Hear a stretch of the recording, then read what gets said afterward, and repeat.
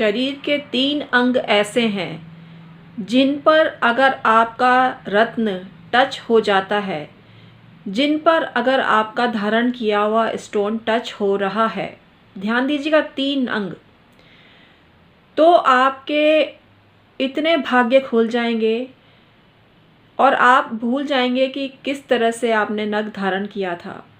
क्योंकि नग पहनने का सही तरीका कितने लोग जानते हैं। नग धारण तो कर लेते हैं, ज्योतिषी सलाह भी ले लेते हैं, लेकिन आज मैं आपको ऐसी जानकारी देने जा रही हूँ जिसको सुनकर आप चौंक जाएंगे। शरीर के ऐसे 2 अंगुलियाँ हैं जो बहुत ज़्यादा शुभ होती हैं और उन्हीं में रत्न धारण करना श्रेयस्कर होता है। तो आइए वीडियो में बने रहिए। मैं हूँ आपकी अपनी डॉक्टर उमाश्री। मेरे चैनल में हमेशा आपका स्वागत होता है, आज भी आपका स्वागत करती हूँ। कैसे हैं आप लोग? अपने हालचाल बताते रहा करिए, अच्छा लगता है आपके बारे में जानकर। मेरे जो भी सब्सक्राइबर हैं सदा खुशहाल ज़िंदगी बसर करते रहें। मैं हूँ आपकी अपनी डॉक्टर उमाश्री। मेरे चैनल में हमेशा आपका स्वागत होता है। मेरे जो भी व्यूवर्स हैं, सब्सक्राइबर हैं, सदा पनपते रहें, तरक्की करते रहें, यही मैं ब्लेसिंग्स उनके लिए प्रेषित करती हूँ। तो आइए आज का वीडियो शुरू करते हैं। वीडियो थोड़ा सा लंबा हो सकता है क्योंकि कंटेंट बहुत ज़्यादा इम्पॉर्टेंट है, तो वीडियो में पेशेंस रखिएगा और बने रहिएगा अंत तक। आपके लाभ की ही बात हो रही है और जितने गलत तरीके से आपने नग पहन रखे हैं उनको सही करने का मौका आपको दिया जा रहा है इस वीडियो के माध्यम से। तो वीडियो में बने रहिए अंत तक। प्राचीन काल पर दृष्टिपात करें तो ऋषि मुनियों ने रत्न को धारण करने के अलग अलग तरीके बताए हैं, लेकिन सभी ने एक खास तरीका बताया है उनको धारण करने का। कॉमन तरीका तो वो ही है जो आप फॉलो करते हैं, यानी रिंग के रूप में पहनना, लेकिन ब्रेसलेट के रूप में भी रत्न धारण किए जाते हैं जो संख्या में अधिक होने पर अधिक बेनिफिट देते हैं। इसको बाजू बंद के रूप में भी आप धारण कर सकते हैं, ये भी बहुत इफ़ेक्टिव होता है। और जो जड़ धारण की जाती है ताबीज़ के रूप में और हाथ में बांधी जाती है वो भी इसी का प्रतिरूप होती है। अतः इनमें से किसी भी पार्ट में आपके जैसे बाहों को छूता है रत्न, अंगुली को छूता है या आपके कलाई को छूता है, तीनों ही श्रेयस्कर होते हैं और तीनों में ही रत्न का धारण करना शुभ संकेत मिलता है। लेकिन अंगुलियों में भी एक ऐसी अंगुली है जो बहुत शुभ मानी गई है और जिसमें अगर आपने रत्न धारण कर लिया तो आपको करोड़पति अरबपति बनने से कोई नहीं रोक सकता। आपका भाग्योदय भी तुरंत होगा। क्योंकि कई बार ऐसा होता है ना कि रत्न आपने बहुत बरसों से धारण कर रखा है लेकिन इसका इफेक्ट आपको मिल ही नहीं रहा। क्या पता आपने गलत उंगली में रत्न धारण कर रखा हो। तो आइए पूरी विवेचना करते हैं और आपको बताते हैं। अंगुलियां, कलाई और बाजू, ये 3 स्थान या 3 अंग बताए गए हैं ऋषि मुनियों के द्वारा, लेकिन उसमें भी खास संदेश उन्होंने ये दिया है कि जो आपका कर्म का हाथ है उसी में ये पदार्थ बांधे जाने चाहिए, चाहे धागे के रूप में बांधें या सोने में बनवाएं, किसी भी धातु में बनवाएं, लेकिन जो आपका कर्म का हाथ है जिससे आप पेट पूजा करते हैं, मतलब जिस हाथ से आप खाते पीते हैं और जिस हाथ से आप भगवान की पूजा करते हैं, उसी हाथ का प्रयोग रत्न धारण में करना चाहिए। वैसे विद्वानों की माने तो उन्होंने प्रशस्त किया है कि अंगुलियों में ही रत्न धारण करना श्रेयस्कर होता है, उससे कम मात्रा में कलाई और उससे कम मात्रा में बाजू इफ़ेक्टिव होती है। स्वर्ण धातु में कोई भी नग बहुत इफ़ेक्टिव होता है, लेकिन अगर आप स्वर्ण अफोर्ड नहीं कर सकते हैं तो आप चांदी में भी धारण कर सकते हैं, तांबे में भी धारण कर सकते हैं, अष्ट धातु का प्रयोग कर सकते हैं, त्रिधातु का प्रयोग कर सकते हैं। जो भी आपकी सुविधा के अनुसार हो उस धातु का प्रयोग आप कर सकते हैं। अब आइए मूल बात पर आते हैं जो हमने टॉपिक में आपको दिया है। तो हमारे विद्वानों के हिसाब से अनामिका जो उंगली होती है, जिसको रिंग फिंगर बोलते हैं, जिसमें सगाई की अंगूठी पहनाई जाती है, वही सर्वश्रेष्ठ अंगुली होती है सभी रत्नों को धारण करने के लिए।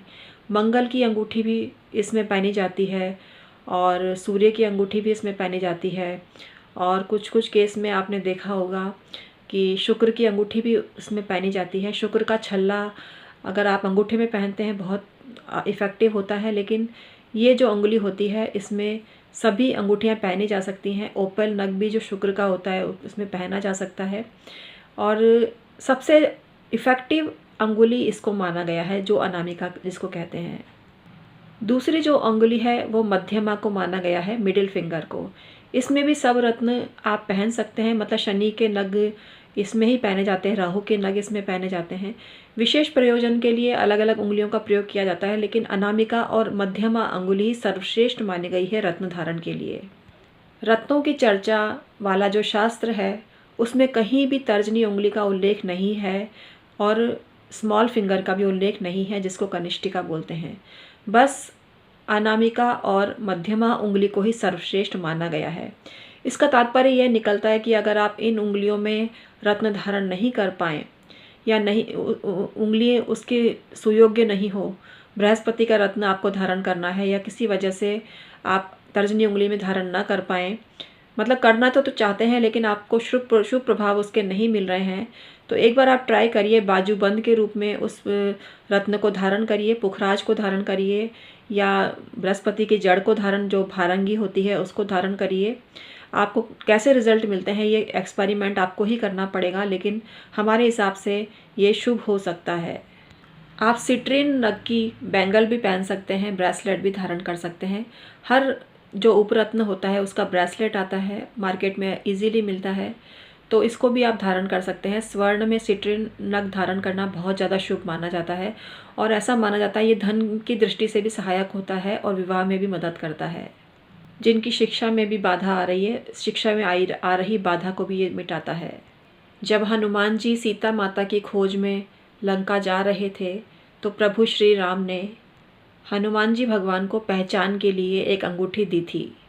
रामायण के अनुसार स्पष्ट होता है कि वो अंगूठी अनामिका से ही उतार के दी गई थी, तो अर्थात इसे तात्पर्य होता है कि अनामिका उंगली ही सर्वश्रेष्ठ होती है हर रिंग को पहनने के लिए। प्राचीन काल में देवी देवताओं को खुश करने के लिए या भेंट स्वरूप देने के लिए अनामिका उंगली ही प्रयोग में ली जाती थी, अर्थात सभी अंगूठियाँ अनामिका में ही पहनी जाती थी। भेंट में मिलने वाली अंगूठियाँ भी अनामिका में ही पहनी जाती थी। चाणक्य ने स्पष्ट कहा है कि राजकीय मुद्रा वाली रिंग को अनामिका अंगुली में ही पहना जाना चाहिए। तत्कालीन शासन व्यवस्था में सील के रूप में या मोहर के रूप में इनका प्रयोग नहीं होता था, वरन अंगूठी का प्रयोग ही निशानी के रूप में किया जाता था। अनामिका उंगली का इतना महत्व क्यों है आप सोच रहे होंगे, तो ये सबसे पवित्र उंगली मानी जाती है और जातक को इस उंगली में रिंग पहनने से विशेष प्रभाव की प्राप्ति होती है। उसके सब मनोरथ पूर्ण होते हैं जो भी वो चाहता है। पूजा पाठ, तर्पण आदि के लिए कुशा की पवित्री पहनी जाती है, अंगूठी भी पहनी जाती है। उसके बारे में साफ शब्दों में अनामिका की प्रशंसा की गई है और द्वितीय प्राथमिकता के रूप में मध्यमा का उल्लेख हुआ है। लेकिन हमारी मान्यता ये है कि आप किसी भी अंगूठी को किसी भी उंगली में पहन सकते हैं जिसमें वो पहनी जानी चाहिए। लेकिन हाँ, अगर आप इस शोध में विश्वास करते हैं तो अनामिका का चयन करें और मध्यमा का चयन करें, क्योंकि इन्हीं दोनों अंगूठियों को प्राथमिकता दी गई है, इनको बहुत पवित्र माना गया है और इनमें जो रिंग पहनी जाती है वो ज़्यादा इफ़ेक्टिव होती है। इट्स अप टू यू, आप किसका चयन करते हैं और किसको प्राथमिकता देते हैं। हमारी नज़र में तो सभी अंगुलियां सभी नगों के पहनने के योग्य हैं और इसको आप ब्रेसलेट के रूप में पहनते हैं तो इफ़ेक्टिव होता है और बाजूबंद के रूप में भी आप पहन सकते हैं। आज का वीडियो अगर आपके लिए ज़रा सा भी हेल्पफुल रहा हो तो लाइक करना, शेयर करना और कमेंट सेक्शन में आके बताना कि इस वीडियो से आपने क्या सीखा और क्या जानकारी आपको मिली और कितना अच्छा लगा ये वीडियो, ये भी कमेंट सेक्शन में आके मुझे बताना। तो आज का मैं वीडियो समाप्त करती हूँ प्यारे मित्रों, बहुत बहुत धन्यवाद।